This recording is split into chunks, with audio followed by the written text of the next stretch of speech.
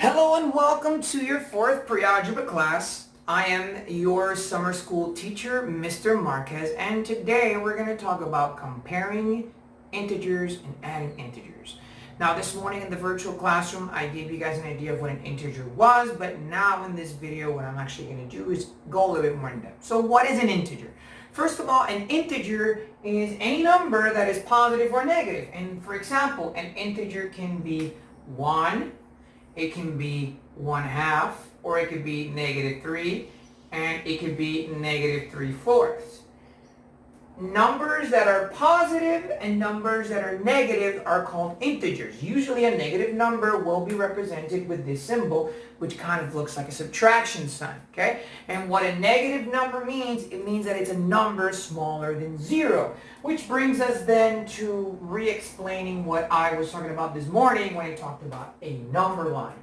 And I said that a number line was a line that includes all the numbers basically from negative infinity to positive infinity. And the reason we say from negative infinity to positive infinity is because we really don't know where our numbers begin and where they end. We do know that 0 is kind of like that in-between spot between positive numbers and negative numbers. So everything to the right of 0 is going to be positive, like 1, 2, 3, and 4. And everything to the left of 0 will be negative, like -1, -2, -3, and of course, -4. Okay? So real quick, an integer is basically a positive and a negative numbers. Negative numbers have this symbol, which is kind of like similar to a subtraction sign, although it really isn't. And positive numbers, well, are the numbers that we've been working with ever since we were in elementary school. 1, 2, 3, 4, etc., right? And that all the numbers to the left of a number line are negative, which means that all these numbers, the farther away they are from 0, the smaller they are on the left side. And on the right side, the farther they are from 0, the greater they are. So for example, if I wanted to ask whether -3 is greater than -1, or which number is greater, -3 or -1, if we look at the number line, we know that -1 is actually larger than -3 because -1 is closer to 0 than -3. So we say that -1 is greater than -3, or -3 is smaller than -1. Now what if I have -1,000 and +1? Which number is larger? Well, actually the 1 is larger than the -1,000 because -1,000 would be all the way down here in the number line, whereas +1 is right here, okay? So that's basically the idea of what integers is. Now let's look at some examples. Comparing and ordering integers, and we're going to talk a little bit about the absolute value. It says, use a number line to order these integers. -1, 6, -7, and -3, 0, and 1. So I want to write a number line, and I want to write these numbers in order from smallest to largest. Or I just want to write them from smallest to largest, okay? So in a number line, I know that 0 is always going to be in the middle. So the smallest number here is actually -7, so we'll say that -7 is way down here. We'll just put a point above it just to, the point is just to locate the -7. Obviously after that would be -3, so we would say -3 would be about here. And then we have 0, 1, and 6. So that's how we would order these numbers from smallest to largest. -7, -3, 0, 1, and 6. Okay? That's how we would order them from smallest to largest. Now in your textbook, they're going to say that they want you to, plot the points on the number line. You don't really have to do that, just as long as you know that -7 would be the smallest one because it's a number that's farthest away from 0, followed by -3, followed by 0, followed by 1, followed by 6. It's really easy. Okay? Just order them from smallest to largest, always remembering that on the left side, the farther a number is from 0, the smaller it is. Now let's look at the absolute value. Now what is an absolute value? Okay, so in order for us to understand what the absolute value means, we're going to draw a number line again. And it actually tells us to state the value, the absolute value of positive 7 and negative 5. So let's do that real quick.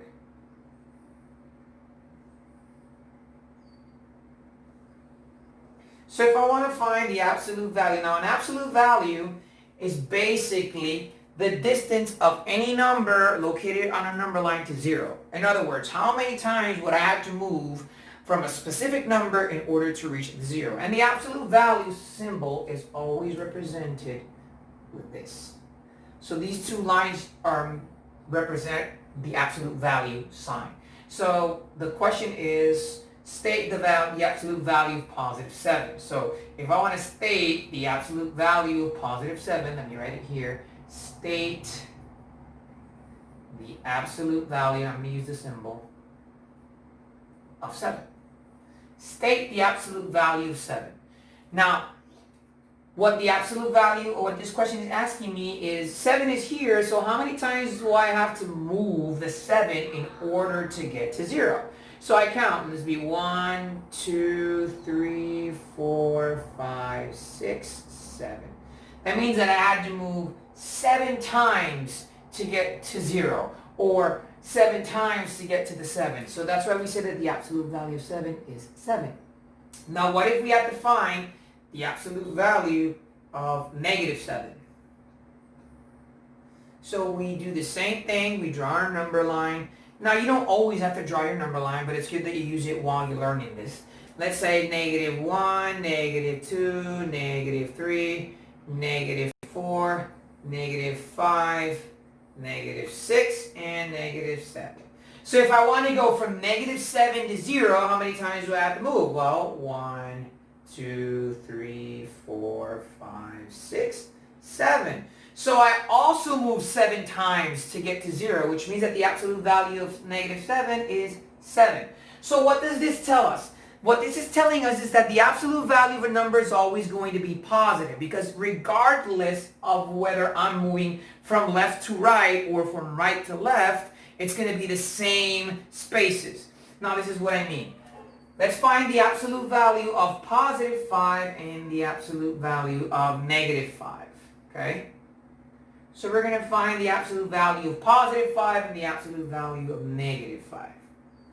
Okay.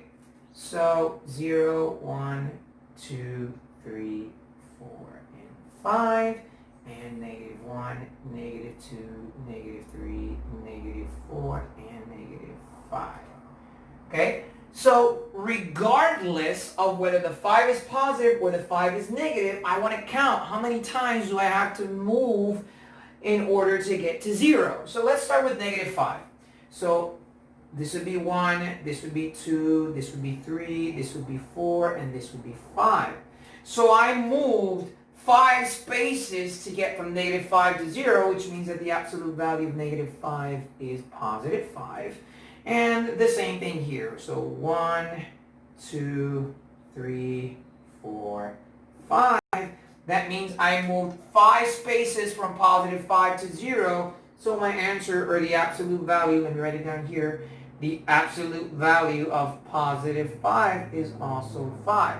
So it doesn't matter. The absolute value of any number is always going to be positive, whether that be a negative integer or a positive integer, because regardless, you're moving the same amount of spaces. Now, you don't need to do just write a number line in order to do this. You can do them mentally. And let me give you a couple of more examples. So, if I want to find the absolute value of negative 10, it doesn't matter that the 10 is negative, it's still a 10, so the absolute value of negative 10 is positive 10. And the absolute value of 8, it doesn't matter that the 8 is positive, it's still an 8, so the absolute value of 8 is 8. Okay? So that's very important to understand. It's the basis of a lot of mathematical operations. And that's it for comparing integers. So what did we understand? Well, that there's a number line. Everything to the right of the number line is positive. 1, 2, and 3. Everything to the left of the number line is negative. 1, negative 2, and negative 3. and that in the left side, the farther a number is from 0, the smaller it is. And the closer a number is to 0, the greater it is. That's on my left side. On my right side, the farther a number is from 0, it's larger. And the closer a number is to 0, it's smaller, and that's in my right side. So in positive numbers, the farther a number is from 0, the larger it is. Like, for example, if I have positive 3 and 4, well, obviously 4 is larger because it's farther away from 0. And on the right side, the closer a number is to 0, the smaller it is. So, for example, 1 and 2. 1 is smaller than 2 because 1 is closer than 0. And on my left side, it's the opposite. The farther a number is from 0, like let's say negative 3 and negative 4, the smaller it is. So negative 3 is actually larger than negative 4 because it's closer to 0. And the closer a number is to 0, the greater it is. Because, for example, negative 2 and negative 1. Well, obviously negative 1 is larger than negative 2 because it's closest to 0. And we also learned that the absolute value of a number is just the amount of spaces that a number has to move from any point in the number line to 0. Now, just like with any other concept or any other number, you can add integers, okay? So we're actually going to add integers. So when we're adding integers, the first thing is that we've been adding integers all our lives, because in first grade you learned that 2 plus 3 equals 5, and 2 and 3 are integers because they're positive numbers. But things seem to change a little bit when we start working in pre-algebra with negative numbers. Now let's say we have 3 plus negative 9. Now what do we do whenever we're adding a positive integer to a negative integer? Well, in this case, whenever you're adding a positive number to a negative number, you're going to subtract. So 3 is positive, 9 is negative, that means I'm going to subtract. And how much is 9 minus 3? Well, 9 minus 3 is 6. Now what I don't know is if this 6 is going to be positive or if this 6 is going to be negative. Now what do I do for that? Well, I'm going to look at both numbers. Now normally 9 is greater than 3. And because 9 is negative, that means that 6 is going to be negative, right? So our answer would be negative 6. Just like if you have negative 5 plus 3. Positive plus a negative, I subtract. So in reality, I'm not saying 5 plus 3, I'm saying 5 minus 3. And that would be 2. Now because 5 is larger than 3 and 5 has a negative sign, my answer is actually negative 2. Now, but what do we do when we have this case where we have negative 54 plus negative 28? Now what to do when I have, and sometimes you'll see the parentheses. Don't worry about that. The parentheses is just there to separate the signs. But what do I do when I have two negative integers? How do I add two negative integers? The same way you would add two positive integers. So 2 plus 3 is 5 because you just added them. Well, with two negative integers, you do the same thing. So 54, or negative 54 plus negative 28, you're going to add them normally, and your answer would be negative 82. Because 4 plus 8 is 12, I carry the 1 over, 5 plus 2 is 7, and 1 is 8, so this would be negative 82, right? Just like you would add any other problem. So whenever you're adding two negative numbers, you just add them normally.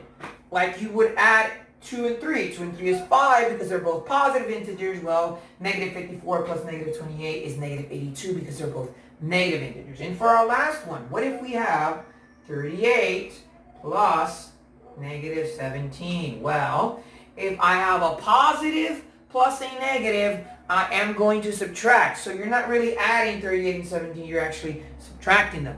So you're going to subtract. 8 minus 7 is 1, 3 minus 1 is 2, so that would be 21. And is it going to be positive or negative? Well, we have to look. 38 is larger than 17, and 38 has a positive sign, so the answer is going to be positive 21.